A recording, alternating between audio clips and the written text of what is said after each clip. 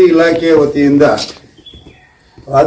ಪುಸ್ತಕ ಪ್ರಾಧಿಕಾರದ ಅಧ್ಯಕ್ಷರಾಗಿರುವ ಡಾಕ್ಟರ್ ಮಾನಸರವರೇ, ಈ ಸಮಾರಂಭದ ಅಧ್ಯಕ್ಷತೆಯನ್ನು ವಹಿಸಿರ್ತಕ್ಕಂಥ ಚಂದ್ರೂರವರೇ, ಪುಸ್ತಕ ಸಂಸ್ಕೃತಿಯ ಬಗ್ಗೆ ಮಾತನಾಡಿದ ವಚನ ಕುಮಾರಸ್ವಾಮಿ ಅವರೇ, ಹಾಗೂ ಈ ಎಲ್ಲ ಕೆಲಸಕ್ಕೆ ನನಗೆ ಬೆನ್ನೆಲುಬಾಗಿ ಕಾರ್ಯವನ್ನು ನಡೆಸಿಕೊಟ್ಟಿರ್ತಕ್ಕಂತಹ ದೇವರಾಜ ಚಿಕ್ಕಳ್ಳಿರವರೇ,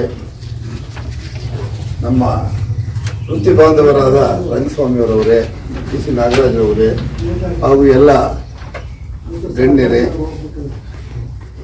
ಒಮ್ಮೆ ಬಂದು ಹೇಳಿದ್ರು ಹೀಗೆ ಮನೆಗೊಂದು ಗ್ರಂಥಾಲಯ ಮಾಡ್ತೀವಿ. ನನಗೆ ಖುಷಿ, ಪುಸ್ತಕ ಮಾಡ್ತೀವಿ, ಇನ್ನೇನೋ ಮಾಡ್ತೀವಿ, ಯಾರು ಏನಾದ್ರು ಮಾಡ್ತೀವಿ ಅಂದರೆ ಕಲೆ ಸಾಹಿತ್ಯ ಸಂಸ್ಕೃತಿ ಬಗ್ಗೆ ಏನೇ ಮಾಡ್ತೀವಿ ಅಂತಂದರೆ ಆಯ್ತು ಅದೇನಾಗಬೇಕು ಹೇಳ್ರು, ನಾನು ಹಿಂದೆ ಮುಂದೆ ಯೋಚನೆ ಮಾಡೋದೇ ಇಲ್ಲ, ಆಯಿತು ಅಂತ ಒಪ್ಕೊಂಡ್ಬಿಡ್ತೀನಿ. ಒಪ್ಕೊಂಡ್ಬಿಟ್ಟು ಆಮೇಲೆ ನಾನು ಹೆಣಗಾಡ್ತಾ ಇದ್ರೆ ಇವಳು ಬೈತಾ ಇರ್ತಾಳೆ, ಯೋಚನೆ ಮಾಡಿ ಒಪ್ಕೊಳ್ಳೋದಿಲ್ಲ, ಸುಮ್ಮನೆ ಒಪ್ಕೊಂಡ್ಬಿಡ್ತೇನೆ. ನೀವೊಂಥರ ಈಶ್ವರ ಇದ್ದಾನೆ, ಯಾರು ಕೇಳಿದ್ರು ತಪಾಸ್ ಮಾಡಿದ್ರು ವರ ಕೊಟ್ಟಾಗ ಹೂವು ಅಂದ್ಬಿಟ್ಟು ಬಂದ್ಬಿಡ್ತಿಲ್ಲ. ಇನ್ನು 6 ತಿಂಗಳು ಏನೋ ಮಾಡಿಬಿಡಿ, ನನಗೆ ಟೆನ್ಷನ್ ಆಯ್ತದೆ, ಇನ್ನೊಂದು ಕೆಲಸ ಇದೆ ನಮ್ದು, ಏನೋ ಒಂದು ಮಾಡ್ತಾ ಇದೆ, ಅದು ಮುಗಿಯೋರಿಗೆ ಏನೋ ಮಾಡಬೇಡಿ. ಆದರೆ ಈ ಸಂತೋಷ ಇದೆಯಲ್ಲ, ಪುಸ್ತಕದ ಜೊತೆ ಸಾಹಿತ್ಯದ ಜೊತೆ ಕಲೆಯ ಜೊತೆ ಜೀವನ ಕಳೀತಾ ಇದ್ರೆ ನಮ್ಗೆ ಸಾಗಿರ್ತಕ್ಕಂಥ ಜೀವನ ನಮಗೆ ಗೊತ್ತೇ ಆಗೋದಿಲ್ಲ. ಹಾಗಾಗಿ ಈ ಕಲೆ ಸಂಸ್ಕೃತಿ ಸಾಹಿತ್ಯಗಳ ಒಡನಾಟ ಇದ್ದಂಥ ಮನುಷ್ಯನಿಗೆ ತನ್ನಷ್ಟಕ್ಕೆ ತಾನು ನೆಮ್ಮದಿ ಇರ್ತದೆ, ಚಿಂತೆ ಇರೋದಿಲ್ಲ. ಹಾಗಾಗಿ ಚಿಂತೆ ಇಲ್ಲದೆ ಇದ್ರೆ ಸಂತೆಗೂ ನಿದ್ರೆ ಬರ್ತದಂತೆ, ಹಾಗೆ ಅಚ್ಚುಕಟ್ಟಾಗಿ ನಿದ್ರೆ ಮಾಡಿದ್ರೆ ಆರೋಗ್ಯನೂ ಚೆನ್ನಾಗಿರ್ತದಂತೆ. ಇವೆಲ್ಲ ಇರ್ಬೇಕಂತ ಹೇಳುವಾಗ ಸ್ವಲ್ಪ ಹೊತ್ತು ನಾವು ಸಜ್ಜನರ ಸಂಘವಾದ ಹೆಜ್ಜೆಯನ್ನು ಸವಿದಂತೆ. ಹಾಗೆ ಇಂಥ ಸಜ್ಜನರ ಜೊತೆ ಇದ್ದಾಗ ಅದು ಏನೋ ಮನಸ್ಸಿಗೆ ಆನಂದ ಆಗ್ತದೆ. ಈಗ ಸಂತೋಷಕ್ಕೆ 4 ಮಾತು ಕೇಳಿದ್ರೆ ಹಿಂಗೆ ಆಗ್ಬೇಕು ಅಂತ ಹೇಳ್ತಾರೆ. ಇದೆಲ್ಲವನ್ನ ಉಣುಪಡಿಸ್ಲಿಕ್ಕೆ ವಚನ ಕುಮಾರಸ್ವಾಮಿ ಅವರ ಬುದ್ಧಿಯನ್ನ ನನಗಿಲ್ಲ, ಅವ್ರ ಕೈಲಿ ಮಾತಾಡಿಸಿ ನಿಮ್ಗೆ 4 ಜನಕ್ಕೆ ಊಟ ಹಾಕಿದ್ರೆ ಯಾರ್ದು ಬುದ್ಧಿ ನಾನು ಕರ್ಕೊಂಡ್ಬಂದು ಊಟ ಹಾಕಿಸ್ದಂಗೆ ನಿಮ್ಗೆ ವಿವೇಕ ಹೇಳೋದೊಂದು ಆಗ್ತದೆ ಅಂತ ಒಪ್ಕೊಂಡ್ಬಿಟ್ಟಿದ್ದೆ. ಈಗ ಆಗಿದೆ, ತುಂಬ ಸಂತೋಷ ಆಯಿತು. ಒಂದು ಮಾತು ನೆನಪಾಯ್ತು ನನಗೆ. ಗುರುವಿ ಚಂದ್ರಶೇಖರ ಐತಾಳ್ ಅವರು ನಾನು MA ಮಾಡುವಾಗ ಒಂದು ಮಾತು ಹೇಳಿದ್ರು. ಒಬ್ಬ ಮನುಷ್ಯ ಸಾಯಲಿಕ್ಕೆ ಅಂತ ಹೊಳೆ ಹತ್ರ ಹೋಗ್ತಾ ಇರ್ತಿದ್ದಂತೆ. ಹೋಗುವಾಗ ಅವನಿಗೆ ಒಂದೇ ಒಂದು ಚಟ ಇತ್ತಂತೆ, ಏನಾದ್ರು ಒಂದು ಚೀಟಿ ಬಿದ್ದಿದ್ರೆ ತಗೊಂಡು ಓದ್ಬಿಟ್ಟು ಇಟ್ಬಿಟ್ಟು ಹೋಗೋದು ಅಂತೇಳಿ. ಅವನು ಹೊಳೆ ಹತ್ರ ಹೋಗ್ತಾ ಇರಬೇಕಾದ್ರೆ ಚೀಟಿ ಇದ್ದಂತೆ ತಗೊಂಡಂತೆ. ಅದು ದಾಸರದು ಪುಸ್ತಕ ಹರಿದೋಗಿರೋದು ದಾಸರು. ಮಾನವ ಜನ್ಮ ದೊಡ್ಡದು, ಅದನ್ನು ಹಾಳು ಮಾಡಿಕೊಳ್ಳಬೇಡಿ, ಹುಚ್ಚಪ್ಪಗಳಿರ ಅಂತ ಇತ್ತು. ಯಾರಿದು? ದಾಸರು. ಇಂತಹ ಪುಣ್ಯವಂತ ಮಾನವ ಜನ್ಮ ದೊಡ್ಡದು, ನಾನು ಯಾಕೆ ಹುಚ್ಚುಳ ಮಗ, ನಾನು ಸಾಯ್ಲಿಕ್ಕೆ ಯಾಕೆ ಹೋಗ್ತಾ ಇದ್ದೀನಿ ಅಂತ ಯೋಚನೆ ಮಾಡ್ತಾನೆ, ಹಿಂದೆ ಬರ್ತಾನೆ. ಅಂದರೆ ಈ ಓದು ಪುಸ್ತಕ ಎಷ್ಟು ಮಟ್ಟಿಗೆ ಪರಿಣಾಮ ಬೀರಿ. ಬಹುಶಃ ನಾನು ಯಾರಿಗಾದ್ರು ಏನಾದ್ರು ಹೇಳ್ಬೇಕಾದ್ರೆ ಯಾರು ಉದಾಹರಣೆ ಕೊಡೋದಿಲ್ಲ, ನನ್ನನ್ನೇ ಉದಾಹರಣೆ ಕೊಡ್ತೀನಿ. ಬಾಲ್ಯದಿಂದ ಓದಂಥ ನೆನಪುಗಳು. ಒಂದು ಮಾತು ನಾನು ಯಾವಾಗಲೂ ಎಷ್ಟೇ ಬಂದರು, ಕೋಪವೆಂಬುದು ಕೇಳು ಪಾಪದ ನೆಲೆಗಟ್ಟು, ಕೋಪದೊಡನೇನು ಹೊರಿದಂತೆ ಕೋಪಿದ ಬೀಳುವ ನರಕಕ್ಕೆ ಸರಿ. ಇದು ಈಗಲೂ ನನಗೇನಾದ್ರು ಸಿಟ್ಟು ಬಂದಾಗ ತಕ್ಕಂತ ಒಂದೇ ಸರಿಗಾದ್ರೂ ನೆನಪಾಗ್ತದೆ. ನನ್ನಷ್ಟಕ್ಕೆ ನಾನೇ ತಾಳ್ಮೆ ಬರ್ತದೆ, ಆಮೇಲೆ ಸಹನೆ ಬರ್ತದೆ. ಇವೆಲ್ಲ ಎಲ್ಲಿಂದ ಬರ್ತವೆ? ಇವೆಲ್ಲವೂ ಓದಿಂದ ಬರ್ತದೆ, ಸಹವಾಸದಿಂದ ಬರ್ತದೆ. ಓದಬೇಕಾದ್ರೆ ಓದಕ್ಕೂ ಅಷ್ಟೇ ಅಲ್ಲ, ಸಹವಾಸನೂ ಬೇಕಾಗ್ತದೆ. ಹಾಗಾಗಿ ಇದೊಂದು ಮಾತು. ಎರಡನೇದು ಮತ್ತೆ ಅಕ್ಕಮಾದೇವಿಯ ಮಾತನ್ನು ಕೇಳಿ, ನನಗೆ ಯಾರಾದರೂ ಬೈದರು, ನನಗೆ ಅವಮಾನ ಮಾಡಿದ್ರು, ಹಾಗೆ ಹೀಗೆ ನಾನೇನು ತಲೆ ಕೆಡಿಸ್ಕೊಳ್ಳೋದಿಲ್ಲ. ಲೋಕದಲ್ಲಿ ಹುಟ್ಟಿದ ಬಳಿಕ ಸ್ತುತಿ ನಿಂದೆಗಳು ಬಂದಡೆ ಕೋಪವ ತಾಳದೆ ಸಮಾಧಾನಿಯಾಗಿರಬೇಕು. ಯಾರೇನಾದರೂ ಒಂದು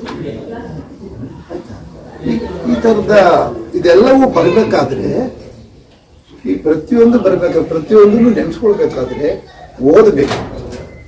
ಓದಬೇಕಾದ್ರೆ ನಿಮಗೆ ಪುಸ್ತಕ ಬೇಕು, ಪುಸ್ತಕ ತಗೊಂಡು ಎಲ್ಲಾದರೂ ಸಿಕ್ಕುತ್ತೆ.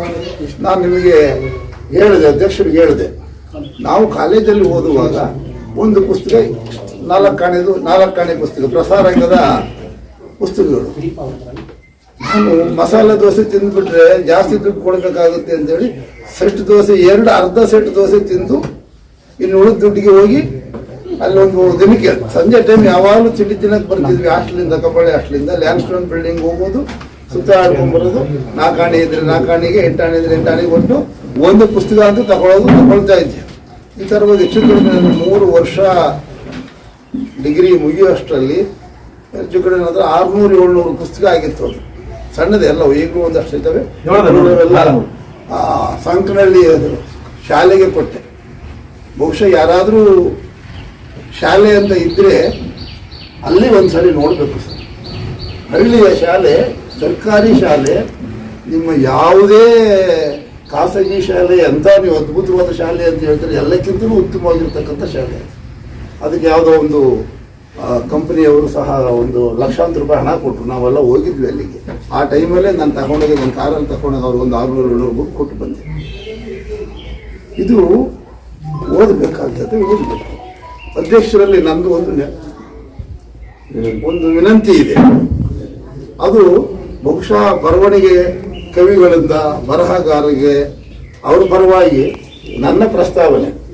ನಾವು ಏನೆಲ್ಲ ಬರ್ಕೊಂಡು ಹೋದ್ರೂ 4 ಜನಕ್ಕೆ ತಲುಪಿಸಲಿಕ್ಕೆ ಬೇಕಾಗಿರ್ತಕ್ಕಂಥವ್ರು ಪುಣ್ಯಾತ್ಮರು ಪ್ರಕಾಶಕರ ಹತ್ರ ಹೋದ್ರೆ, ಸರ್ ಕವಿತೆನ ಆಗಲ್ಲ ಸರ್, ಸಾರಿ ಇದನ್ನ ಸರ್ ಆಗಲ್ಲ ಸರ್, ಇದು ಆಗಲ್ಲ ಸರ್, ನಮಗೆ ಕಷ್ಟ ಇದೆ ಸರ್, ಸರ್ಕಾರ ತಗೊಳ್ಳೋದಿಲ್ಲ ಸರ್, ಏನು ಪಾಠ ಆಗ್ತದೆ ಅಂತಂದ್ರೆ ನನಗೆಲ್ಲ ಕೇಳ್ತಾರೆ, ನೀವೇನು ಮಾಡ್ತೀರಾ?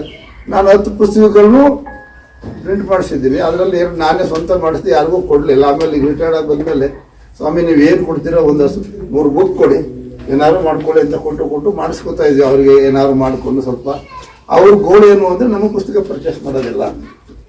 ನಮ್ಮ ಪುಸ್ತಕಗಳು ನೀವು ಪರ್ಚೇಸ್ ಮಾಡಿದ್ರೆ ನಾವು ಖುಷಿ ಏನು ತಗೋತೀವಿ ಅಂತ. ಈ ಗ್ರಂಥಾಲಯದಲ್ಲಿ ನಾನು ಬೆಳಿಗ್ಗೆ ಆಲೋಚನೆ ಮಾಡುತ್ತೆ, ಇಲ್ಲಿ ಮನೆ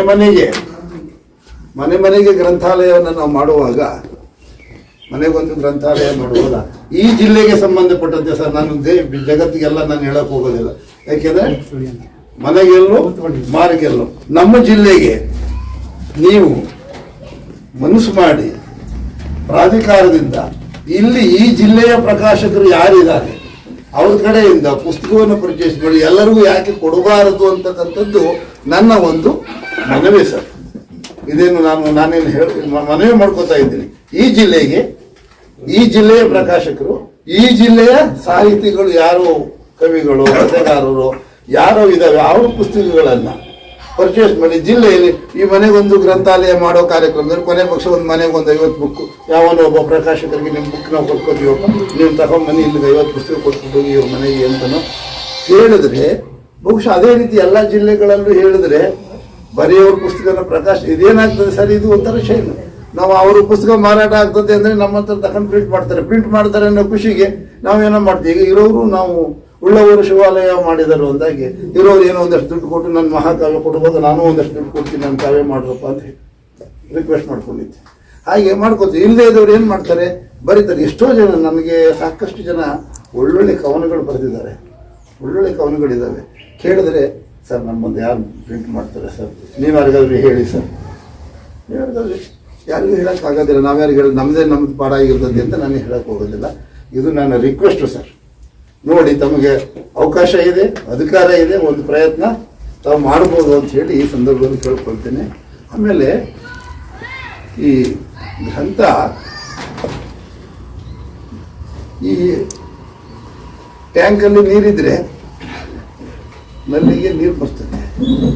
ಟ್ಯಾಂಕಿಗೆ ನೀರು ಬರಬೇಕಾದ್ರೆ ಕಾರ್ಪೊರೇಷನ್ ಅವರು ನೀರು ಬಿಡಬೇಕು. ಹಾಗೆ ಹೋಗಿ ಪುಸ್ತಕ ತರಬೇಕು, ಓದಬೇಕು, ಓದಿ ತಲೆ ತುಂಬ್ಕೋಬೇಕು. ತಲೆ ತುಂಬ್ಕೊಂಡ ಮೇಲೆ ಕುಮಾರಸ್ವಾಮಿ ಅವರು ಮಾತಾಡ್ತಾರಲ್ಲ, ವಚನ ಕುಮಾರಸ್ವಾಮಿ ಅವರು ಹಂಗೆ ನಿರರ್ಗಳವಾಗಿ ಮಾತಾಡ್ಬೋದು. ಎಲ್ಲಿ ಕರ್ಕೊಂಡೋಗಿ ಎಷ್ಟೊತ್ತಲ್ಲಿ ಬಿಟ್ಟರು, ಯಾಕೆಂದ್ರೆ ಅವ್ರು ಓದ್ಬಿಟ್ಟಿದ್ದಾರೆ, ಎಲ್ಲ ಇಲ್ಲಿ ಸೇರ್ಕೊಂಡ್ಬಿಟ್ಟಿದ್ದೆ, ನೀರು ಬಂದು ತುಂಬ್ಕೊಂಡ್ಬಿಟ್ಟಿದ್ದೆ ಟ್ಯಾಂಕಲ್ಲಿ. ಇದನ್ನಲ್ಲಿ ಯಾವ ನೆಲೆ ತಿರುಗಿಸ್ರು ಬರ್ತದೆ, ಎಲ್ಲಿ ತಿರುಗಿಸ್ರು ಅನ್ಸುತ್ತೆ ಎಲ್ಲ ನಿಲ್ಲಿಸಿ ಅಂತಾರಲ್ಲಿ ಎಲ್ಲಿ ನಿಲ್ಲಿಸಬೇಕು. ಹಾಗಾಗಿ ಒಬ್ಬ ಮನುಷ್ಯ ವಿಚಾರವನ್ನ ನಿರರ್ಗಳವಾಗಿ ಹೇಳಬೇಕು ಅಂತಂದ್ರೆ ಆತನಿಗೆ ಮಸ್ತಕದಲ್ಲಿ ಇರಬೇಕು. ಅದಕ್ಕೆ ಹೇಳೋದು, ದೇಜಗೂ ಹೇಳ್ತೀರಿ ಯಾವಾಗ, ಅವನಿಗೆ ಟ್ಯಾಂಕಲ್ಲಿ ಇಲ್ಲ, ಅವನ ನಲ್ಲಿಲ್ಲ ನೀರು ಬರ್ತದೆ ಬಿಡ ಅಂತ ಹೇಳೋದು. ಹೀಗೆ ಈ ಎಲ್ಲವೂ ಆಗ್ತದೆ. ಏನಾಗ್ತದೆ, ಯಾವುದೋ ಒಂದು ಪುಸ್ತಕ ಓದ್ತೀರಿ, ನೋಡ್ತೀರಿ, ಚೆನ್ನಾಗಿರುತ್ತೆ, ತಗೊಂಡ್ಬರ್ಬೇಕು. ಹಾಗಾಗಿ ಇಲ್ಲ, ಟೈಮ್ ಆಗ್ತದೆ, ನಾನು ನಿಲ್ಲಿಸ್ಬಿಡ್ತೀನಿ. ಇಷ್ಟು ಎಲ್ಲ ಮಾಡಿ ಈ ಪುಸ್ತಕವನ್ನ ಒಂದು ಶ್ಲೋಕ ಇದೆ. ನಾನು ಯಾರಿಗೂ ಪುಸ್ತಕ ಸಾಮಾನ್ಯ ಕೊಡಲ್ಲ, ಆದ್ರೂ ಕೊಟ್ರೆ ಹಿಂದೆ ಬರಲ್ಲ.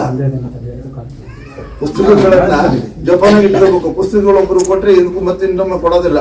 ನಾನು ಇಸ್ಕೊಂಬರ್ಬೇಕಾದ್ರೆ ಹೇಳ್ತೀನಿ, ಸರ್ ನಿಮಗೆ ಅವಶ್ಯಕತೆ ಇದ್ರೆ ಹೇಳಿ ವಾಪಸ್ ಕೊಡ್ತೀನಿ, ಇಲ್ಲೇ ನನ್ನ ಕಾವ್ಯ ಮುಗಿಯವರು ಕೊಡಲ್ಲ ಅಂತ ಗುರುಗಳ ಹತ್ರ 2 ಬುಕ್ ಇಸ್ಕೊಂಬಂದ್ಬಿಟ್ಟಿದ್ದೀನಿ, ಇಟ್ಕೊಂಡಿದ್ದೀನಿ. ನಾನೇ ಇಟ್ಕೊತೀನಿ, ಕೊಡುವಾಗ ಈ ಕೊಡಲ್ಲ ಅಂತ ಇಸ್ಕೊಂಬರ್ಬೇಕು. ಇದ್ರೆ ಪುಸ್ತಕಂ ವನಿತಾಂ ನಿತ್ಯಂ ಪರಹಸ್ತಂ ಗತಂ ಗತಂ ಅಥವಾ ಪುನರಾಯತ ಜೀರ್ಣ ಭ್ರಷ್ಟ ಖಂಡಶಃ. ಪುಸ್ತಕ ಆದ್ರೆ ರೆಟ್ಟುಪಟ್ಟೆ ಎಲ್ಲ ಕಿತ್ಕೋಗಿರ್ತತೆ. ದುಡ್ಡು ಕೊಟ್ರೆ ಸ್ವಲ್ಪವಾಗಿ ಭ್ರಷ್ಟ ಜೀರ್ಣ. ನೀವು 100 ರೂಪಾಯಿ ಸಾಲ ಕೊಟ್ಟಿದ್ರೆ ನಾವು ಕೊಡ್ಬೇಕಾದ್ರೆ 20 ರೂಪಾಯಿ ಒಂದಿನ, 10 ರೂಪಾಯಿ ಒಂದಿನ, 5 ರೂಪಾಯಿ ಒಂದಿನ ಕೊಟ್ಟು 100 ರೂಪಾಯಿ ಸೇರ್ಕಲ್ಲ ಕೊಟ್ರೆ ಅದು ಇಲ್ಲ. ಆಮೇಲೆ ವನಿತೆ ಹೆಣ್ಣಾದ್ರೆ ಭ್ರಷ್ಟಳಾಗಿರುತ್ತಾಳೆ ಅಂತ ಇದೆ. ಇದು ಒಂದು. ಆಮೇಲೆ ಇವೆಲ್ಲವೂ ಯಾಕೆ ಆಗ್ತವೆ ಅಂತಂದ್ರೆ ಜೀವನಕ್ಕೆ ದಾರಿ. ನನಗೆ ಒಂದು ಪ್ರಶ್ನೆ ಕೇಳಿದ್ರು ಸರ್, ನಾನು ಇಂಟರ್ವ್ಯೂ ಇವತ್ತು ಹೇಳ್ಕೊಂಡ್ಬಿಡ್ಬೇಕು ಅದನ್ನು. ಹೇಳಿ. ನಿನಗೆ ಕನ್ನಡ MA ಮಾಡ್ಕೊಂಡ್ಬಿಟ್ಟು ನೀನು ಹೆಂಗೆ ಪೊಲೀಸ್ ಸಬ್ ಇನ್ಸ್ಪೆಕ್ಟರ್ ಕೆಲಸ ಮಾಡ್ತೀಯ ಅಂತ ಕೇಳಿದ್ರು ನನ್ನ ಇಂಟರ್ವ್ಯೂ ಅಲ್ಲಿ. ಕೊನೆ ಪ್ರಶ್ನೆ ಅದು ನಾನು ಹೇಳಿದೆ, ಸರ್ ಕನ್ನಡ ಅಷ್ಟೇ ಅಲ್ಲ, ಸಾಹಿತ್ಯ ಯಾವುದೇ ಭಾಷೆಯ ಸಾಹಿತ್ಯವನ್ನು ಓದಿರ್ತಕ್ಕಂಥ ವಿದ್ಯಾರ್ಥಿ ನಿಮ್ಮ ಎಕನಾಮಿಕ್ಸ್, ಮ್ಯಾಥಮೆಟಿಕ್ಸ್, ಫಿಸಿಕ್ಸ್, ಕೆಮಿಸ್ಟ್ರಿ ಓದಿ ಪಾಸ್ ಮಾಡಿರೋನಿಗಿಂತ ಚೆನ್ನಾಗಿ ಕೆಲಸ ಮಾಡ್ತಾರೆ. ಯಾಕೆ? ಅಲ್ಲಿ ಸಾಹಿತ್ಯ ಜೀವನದ ಪ್ರತಿಬಿಂಬ ಅಂತ ಹೇಳ್ತಾರೆ. ಒಂದು ಪ್ರತಿ ಸಾಹಿತ್ಯದಲ್ಲಿ ಎಲ್ಲ ಜನಗಳ ಹೀರೋ ಇರ್ತಾರೆ, ಮೋಸ, ವಂಚನೆ, ದಗ, ಯಾವ್ಯಾವ ಎಲ್ಲ ಕ್ಯಾರೆಕ್ಟರ್ಗಳನ್ನು ನೋಡ್ಕೊಂಡ್ ಬಂದಿರ್ತಾನೆ. ಯಾರ್ಯಾರು ಯಾವ್ಯಾವ ಹೀರೋ ಆದವನು ಯಾವ್ಯಾವ ಸಂದರ್ಭದಲ್ಲಿ, ರಾಮ ಯಾವ ಸಂದರ್ಭದಲ್ಲಿ ಏನ್ ಮಾಡ್ದ, ಭೀಮ ಏನ್ ಮಾಡ್ದ, ಅರ್ಜುನ ಏನ್ ಮಾಡ್ದ, ಕೃಷ್ಣ ಏನ್ ಮಾಡ್ದ, ಇವೆಲ್ಲವನ್ನೂ ತಿಳ್ಕೊಂಡಿರ್ತಾನೆ. ಬಹುಶಃ ನಾವು ಬೆರಿಬೇಕಾಗಿರ್ತಕ್ಕಂಥದ್ದು ದಿನ ಸಾರ್ವಜನಿಕರ ಜೊತೆಯಲ್ಲೇ ಇರಬೇಕಾಗಿದ್ದರಿಂದ ಸಾಹಿತ್ಯ ಓದಿದಂಥ ವಿದ್ಯಾರ್ಥಿ ಅಚ್ಚುಕಟ್ಟಾಗಿ ಕೆಲಸ ಮಾಡ್ತಾನೆ. ಅದನ್ನು ನೀವು ಕೆಲಸ ಕೊಟ್ಟರೆ ನಾನು ಮಾಡಿ ತೋರಿಸ್ತೀನಿ ಅಂದೆ. ಸದ್ಯ ಕೊಟ್ಟರು ನಾನು ಮಾಡಿ ಮುಗಿಸಿ ಬಂದೆ. ಹಾಗಾಗಿ ಓದು ನಮಗೆಲ್ಲವನ್ನು ಕಲಿಸ್ತದೆ. ಓದಬೇಕು. ದೇಶ ಸುತ್ತು, ಕೋಶ ಓದು. ದೇಶ ಸುತ್ತಕ್ಕಾಗದಿದ್ರೆ ಕೋಶವನ್ನಾದರೂ ಓದಬೇಕು. ಹಾಗಾದ್ರೆ ಏನಾದ್ರು ಒಂದಷ್ಟು ಅನುಭವ ಗೊತ್ತಾಗುತ್ತೆ. ಆಮೇಲೆ ಅದು ಒಂಥರ ನನಗೆ ಹೇಳಿದರು, ಪುಸ್ತಕ ಹಿಡ್ಕೊಂಡು ನನ್ನ ನಗುವ ರಂಗೋಲಿ ಕವನ ಆಗಿರೋದು ಹಾಗೇನೆ. ನಾನು ಚಿಕ್ಕಮಗಳೂರಲ್ಲಿರುವಾಗ ಕೆಲವೆಲ್ಲ ಮೊದಲು ಬರ್ತು. ನಾನು ಎಲ್ಲಿದ್ರು ನಾನು ಒಂದು ಸಣ್ಣ ಪುಸ್ತಕ, ಒಂದು ಪೆನ್ನು ಇಟ್ಕೊಂಡು ಇರೋದು, ಹೋಗ್ತಾ ಇರಬೇಕು. ಎಲ್ಲರೂ ಹೋಗ್ತಿರೋ ಬರ್ಕೊಳ್ಳೋದು, ನೋಟ್ ಮಾಡ್ಕೊಳ್ಳೋದು. ಈಗ ಮಹಾಕಾವ್ಯ ಬರೆಯುವಾಗಲೂ ಅಷ್ಟೇ. ಅಕಸ್ಮಾತ್ ನಾನು ಎಲ್ಲರೂ ತೋಟಕ್ಕೆ ಹೋಗ್ತಾ ಜಮೀನಿಗೆ ಪುಸ್ತಕ ಪೆನ್ನು ಸಿಕ್ಕಲಿಲ್ಲ ಅಂದರೆ ಮೊಬೈಲ್ ಆನ್ ಮಾಡ್ಕೊಂಡ್ಬಿಟ್ಟು ಫೋನ್ ಮಾಡೋದು ಇವಳಿಗೆ. ಫೋನ್ ಮಾಡಿಬಿಟ್ಟು ಅಲ್ಲಿ ಪೇಪರ್ ಪೆನ್ ತಗೋ, ಈ 2 ಸಾಲುಗಳು ಬರೆದಿಡು ನಾನು ಬರೋವರೆಗೆ ಅಂತೇಳಿ ಬರೆದಿಡಿಸ್ತಿದ್ದೆ. ಅವು 2 ಸಾಲು ಬರೆದಿಡಿಸಿದ್ರೆ ಆಮೇಲೆ ಅದು ಬಂದು ಅದಕ್ಕೆ ಏನಾದ್ರು ಒಂದಷ್ಟು ಮಾಡಿ ಮತ್ತೆ ಅದನ್ನು ಒಂದು 14 ಸಾಲು ಮಾಡ್ತೀನಿ. ಆಮೇಲೆ ಅವರು ವೀರನಾರಾಯಣ ಅವರು ಪುರವ್ಯಾಸ ಸ್ವಲ್ಪ ಬಟ್ ಇಷ್ಟೆಲ್ಲ ಆಗಿರುವಾಗ ನನ್ನ ಒಂದು ಸ್ತಬ್ಧ ಒಂದು ನಾಟಕ, ಉದಾತ್ತ ರಾವಣ ನಾಟಕ, ಮತ್ತೆ ಕವನಗಳು.